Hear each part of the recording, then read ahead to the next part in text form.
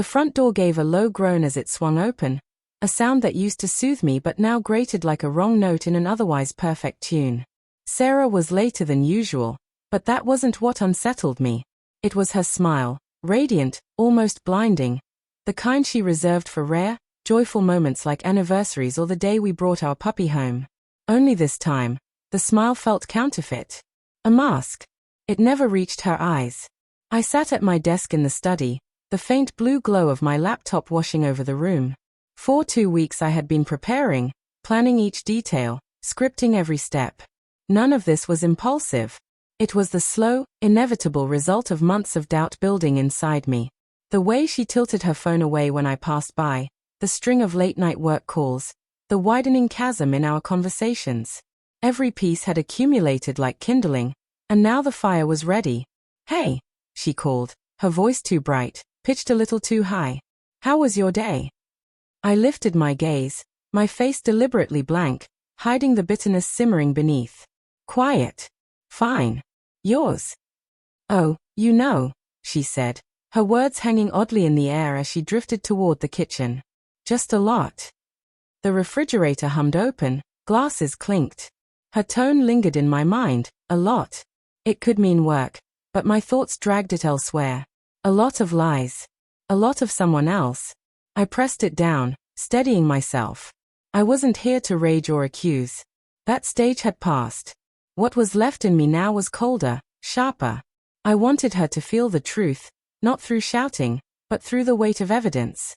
She returned after a few minutes, holding a glass of wine. The brightness in her face had dulled, replaced with uncertainty. She looked wary, like a creature sensing a trap. "What are you working on?" she asked, glancing at my screen. It seemed ordinary enough, just my coding workspace. Hours of quiet labor condensed into lines of code, the skeleton of a tool I was finally ready to unveil. "Just a project," I answered with the faintest curl of a smile. "Something I've been meaning to finish." She leaned closer, scanning the screen, tension rolling off her in waves. "What kind of project?" she pressed, her voice straining between curiosity and unease. I slid my chair back and stood slowly. "It'll make more sense if I show you." Placing my hands lightly on her shoulders, I felt her tense beneath my touch. To her, the moment must have seemed surreal, like she was inhabiting someone else's life. I guided her gently toward my chair. She hesitated, eyes fixed on me, the dread beneath her composure seeping through. From my pocket, I drew a small, plain USB stick. Weeks of quiet, methodical work were contained within it. I slipped it into the port, and the screen changed. What appeared was deceptively ordinary at first glance, a website like any other. But beneath its simple surface lay a carefully constructed archive. A digital shrine, not to love or memory, but to betrayal. A database of every trace, every lie, every proof of her unfaithfulness. I had uploaded a series of photos, grainy, taken from a distance, but there was no mistaking who was in them. They showed her at the bar she'd claimed was a work function the night before. Only, instead of networking, she was laughing, leaning in close, and kissing another man. The pictures themselves weren't what cut the deepest. It was what came after. Beneath the photos was an interactive timeline I had built.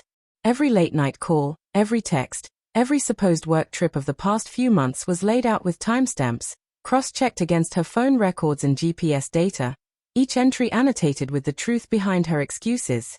The first one was a short call, only 2 minutes long. At the time, she'd slipped into the garage while I was in bed, whispering about a client lunch. But I had the recording. It wasn't a work call.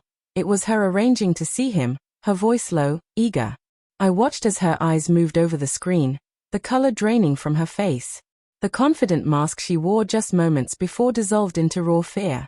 She finally understood what she was looking at. Undeniable evidence of every lie she had spun. I didn't feel anger in that moment. Not anymore. No shouting, no rage. Just a crushing, hollow sadness. I let her sit in the weight of it all. She broke the silence first, her voice trembling. "How? How did you?" I gestured toward the screen. "It's all here. Every lie, every secret. And it's not hidden. I made sure the site is public. Your family, your friends, Your coworkers, they'll all see it. Her hand shot to her mouth, tears spilling down her cheeks. No, no, please. You can't. I'm begging you. Her sobs meant nothing to me anymore. I'd prepared for this moment, even rehearsed my reply. Calm, steady, without a trace of sympathy, I said, I didn't put you in this position, Sarah. You did. These are your choices. Now you live with what comes next. In desperation, she lunged for the laptop, pounding at the keyboard as if she could erase months of betrayal in a few frantic keystrokes. I just stepped back and watched, detached, while she unraveled. I'm sorry, I'm so sorry, she cried. It was just a mistake. I never meant to hurt you. A mistake. The word hung there like an insult. What she had done wasn't one careless slip. It was deliberate, repeated, thought out. The thing about mistakes, I told her, stepping closer, locking eyes with her, is they are supposed to happen once. You didn't make a mistake. You made choices. Again and again. And now you face the consequences. I turned and left her there, broken and sobbing in front of the evidence she could never erase. I didn't look back. I didn't need to. I packed a bag, walked out, and headed straight to the airport. My one-way ticket was already waiting. As the plane lifted into the night sky, the city lights scattered beneath me like shards of glass. I didn't feel grief. I didn't feel rage. I felt free. That chapter was over. As for her, I knew her reckoning was only just beginning.